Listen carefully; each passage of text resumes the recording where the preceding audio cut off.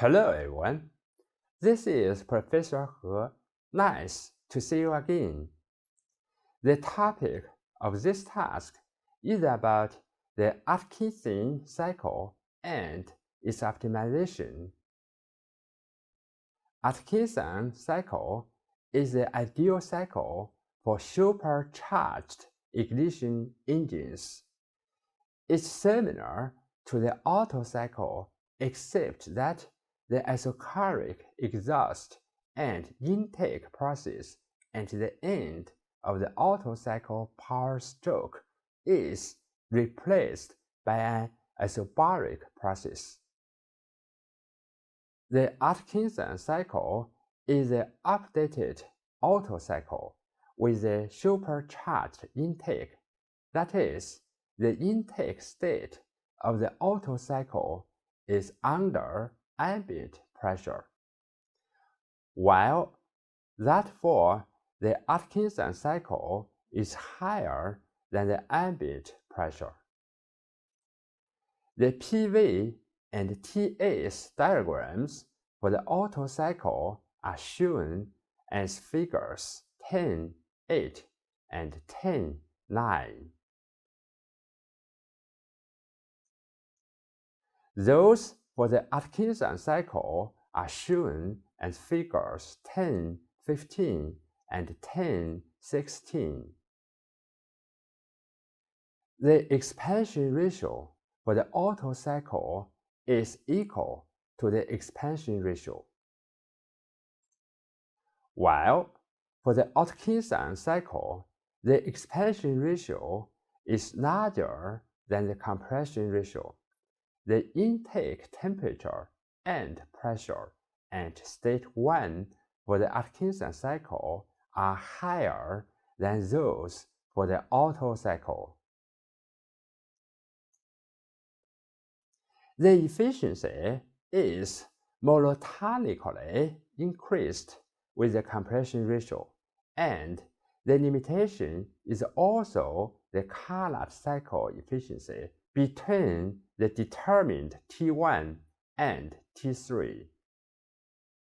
Therefore, there should be a compromise between the thermal efficiency and the net work output.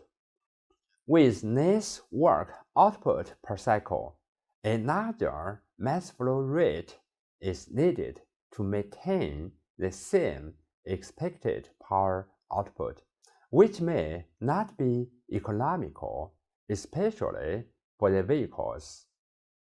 With the change of the compression ratio, there must exist maximum error between T1 and T3. The compression ratio in this case is called the optimal compression ratio. The temperatures can be determined based on state 1 and the process. We have T2, T3, and T4.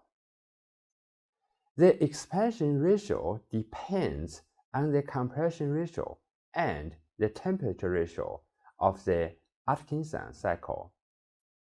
For the heat addition in the isochloric process, state 2 to state 3, we have this relation.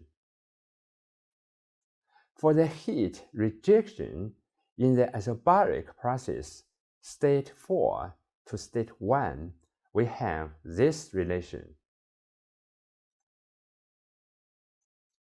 The thermal efficiency of the Atkinson cycle by definition then is substituting the temperatures for each state and simplifying yield. We are now trying to determine the optimal compression ratio at which the cyclic specific network reaches maximum. By definition, the specific cycle network is, following the ways having been used, the first order derivative is the optimum end compression temperature, the end expansion temperature, and the optimal compression ratio are then obtained.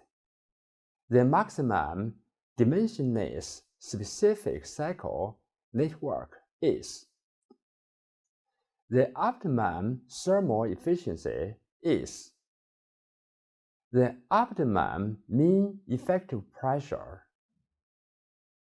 Questions again. Can you try to find the compression ratio for the maximum MEP? Is it the same as that for the maximum cyclic specific network? Okay, that's all for this task. Thank you very much, and see you next time.